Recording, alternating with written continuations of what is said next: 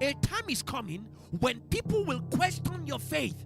It says, don't say, hey, why are you asking me? If Jesus is truly the way to the Father, shut up. If you want to get born again, get Paul said the reason why he was bound is because he is set for the defense of the gospel. What is in the gospel that is worth defending?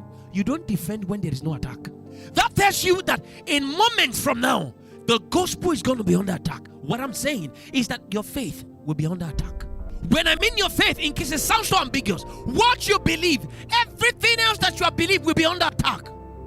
Some expert can prove to you why gays are gays biologically, and tell you that they examined in a research study, they examined 500 gays in Minnesota, and this was what they found out in their gene. So it's not like they are bad, they are perverse. Actually, the gay instinct is with them because something is about their gene. You read certain report and you begin to say, would that make sense? So the reason why many of you found it easier to compromise from your class to your place of work, when you got there, you did not come as an attacker. You came neutral. We will not all hold the microphone to preach like this, but we have a duty to disciple the nations. It didn't say go into all the churches. It says go ye into all the world. It means God expects you to spend more time at work than in church. That's a correct believer. Only the preacher spends more time in church than in the world. The job of every other person in church, Bible says that the fivefold ministry exists to equip the saints for the work of ministry. What do you do Mondays to Saturday? Shout in church? The works of ministry, that's what you do.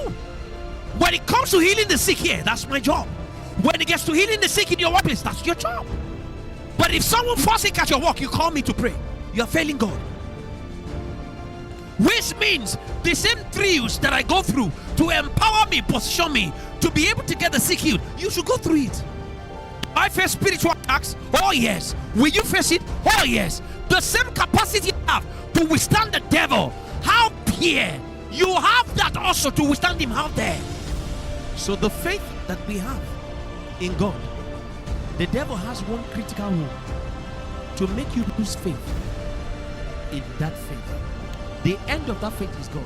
The devil wants to perform a surgery for you, and that's what Jesus wants to remove what you believe. The gospel and the faith we have received is preserved only when we propagate it. You cannot preserve the faith by just holding on. The devil wants Christians without faith. Hebrews 11:6.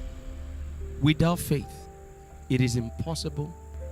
So the devil wants people who may be pastors pleasers, but definitely not God pleasers. And it says that without faith, it is impossible to please God, because whoever must come to God must believe that he exists and that he is the rewarder of them who diligently seek him. That is the second problem. People will be in church, but they won't have reward. Why? The critical point that God is looking for, they won't have it. Largely, when you look at the faith movement, it is usually connected with preachers who live in laggies. They have private jets. They live well. They talk well. They have money. But that's not faith. Those are the crumbs of faith. Are you here tonight? Are you here tonight? Healing, prosperity, influence, visibility, those are the crumbs of faith. You need to separate the crumbs from the crux. You have heard that English word before, right? The crux of the matter. The crux of faith is total allegiance. If death shows up, your stance does not change. That's why your faith will necessarily make you either do two things. It will make you more than a conqueror, or it will make you a martyr. Through faith. Did you hear what I just said tonight? True faith will make you, the end of through faith has two paths. One, more than a conqueror. The other path is that you become a martyr. We need a preaching.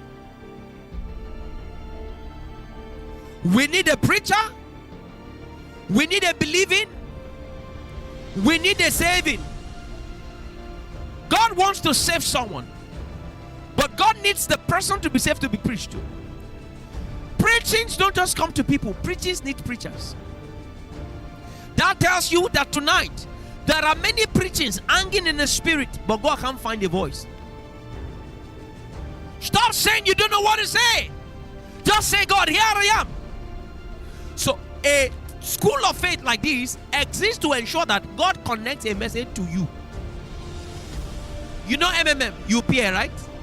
God wants to pair you with a message, then pair you with a person who needs that message. Your value in the kingdom is not more than what you do to expand the kingdom. If all you do is to sit and enjoy the goodies of the kingdom, you are less than God's child. You heard me well. In fact, you are wicked. Because the person who preached to you, if that was what the person did, you will still be in the world by now.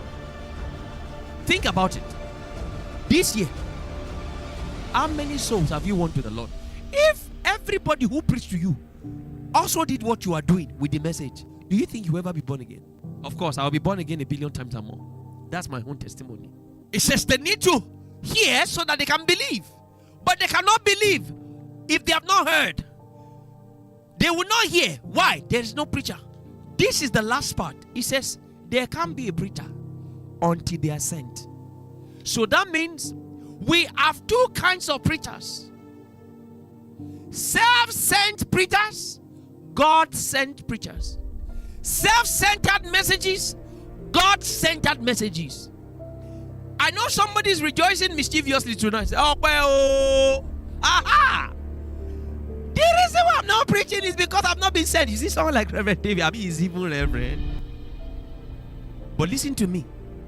The physical expressions of God's blessing is not the core of the gospel. This is where those who preach prosperity message missed it. Eventually, people then come to God because of those things. And if they get it, they stay with God. No, they stay with those things. If they ever give, they are given to get more of those things. None of us have the same story. Did Jesus bail you out? Did he bail you out? Your testimony is unique to you. That means if it's unique to you, there is an audience that your message will be unique to. That's why every time you shut up, you are shutting up the gate for someone to know the Lord. Your story, as imperfect as it is the perfect story somebody needs to hear. I know you don't have my testimony. You don't need it.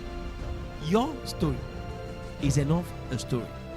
Because your story is his story. And his story, history. And you know that history repeats itself. When you share your story, that is God's story. God's part in your story, his story. It becomes a message called history that someone else hears and says, wow, so this has happened to someone before. History gives us hope. History instructs us. Wow, if this happened to this person in history and this person made it, maybe I can. God uses history to buy people hope, and hope is the anchor for faith. Faith is the first mileage to salvation. Stop hiding your story. You cannot profess that you have faith and you are not showing work in it. Stop disgracing Jesus. There's got to be something in your life that is working, powered by faith. The reason why people resent our faith is because in many ways it has dead claims. Yet God is not dead. But a dead faith will make people conclude that the God people have that faith in must be dead. That's why we contend for power. So in the day we need to validate our claims, there is power residual to validate it. And that's what makes us witnesses and not liars. Did you hear me? A believer to the world is not a reporter, he's a witness. A witness is a person who saw it as it happened. and can demonstrate exactly what happened. So a witness is not a commentator. A witness is a living replay of an event that has happened. So when you say Jesus healed the sick, you are not meant to explain it. You are meant to show them how it happened. Because the biggest way for people to learn is by demonstration, not explanation.